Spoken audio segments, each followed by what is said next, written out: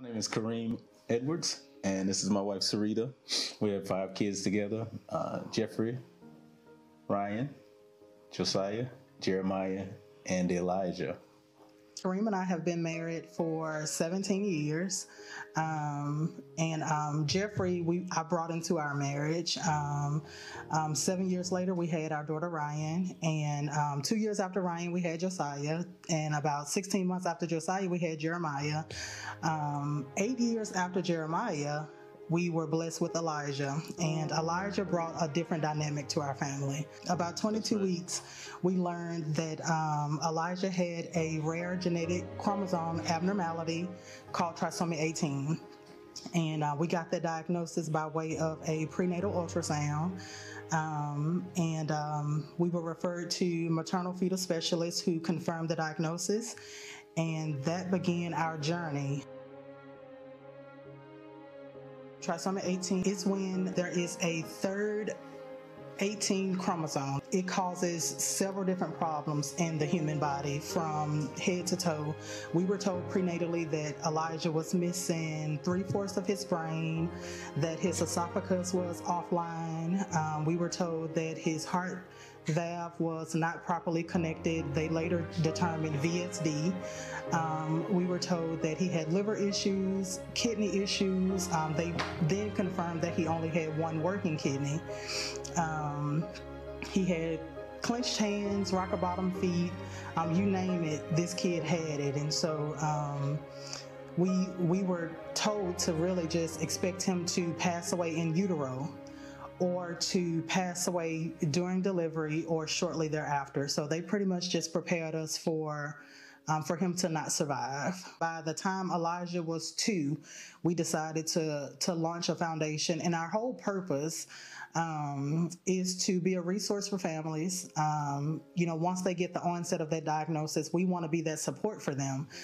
We were told to find a support group, and we didn't know what that looked like. And so we wanted to be able to offer those resources. As the E.WE Foundation, we want to not present to families any false hope that, hey, our kid came out just fine, your kid will too, but yet hold on and see what's going to happen. See what it actually ends up being, and don't just take the doctor's word for it. Only 5 to 10% live to see their first birthday. Yeah, so statistically. And for me, I think that's worth it to anybody to be given a chance at life, and not to go by what happened the last time kind of deal.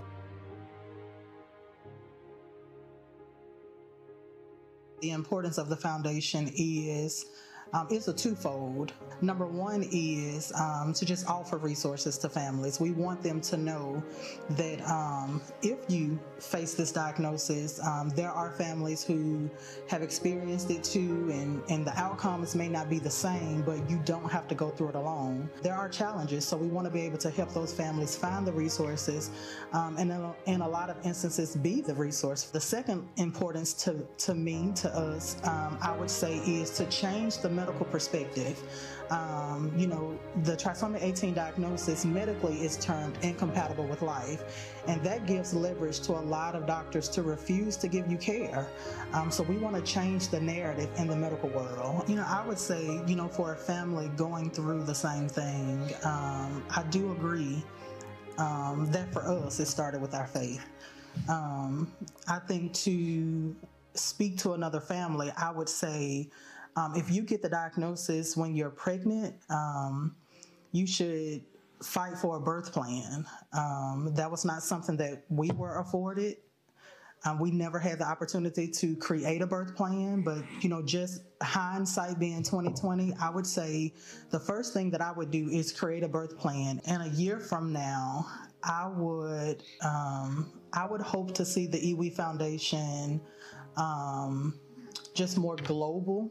Right now, we're in the process of helping a family in Mississippi. We've been reached out to for a family in New Jersey. We would love to stretch ourselves as far as we can to be a resource for families. In a year from now, we would love to be able to offer camps for our special needs kiddos with rare illnesses. There are several camps available right now for special needs children, but we want to do something specific to the rare disease community to cater to those families. In a year from now, we hope that our gala grows and we're able to raise more funds to help more people. Those are all our hopes as a foundation. There's so many rare diseases that are out there, and we started with the one that hit closest to home, the Trisomy 18. But in a year from now, we do hope to have a stronger hold on that community and be able to branch out to so many others that are out there. There's some that kids are going through things that they don't even know what it is. They don't even have a name, I'm sure, for some of them. So that's our hope in a year.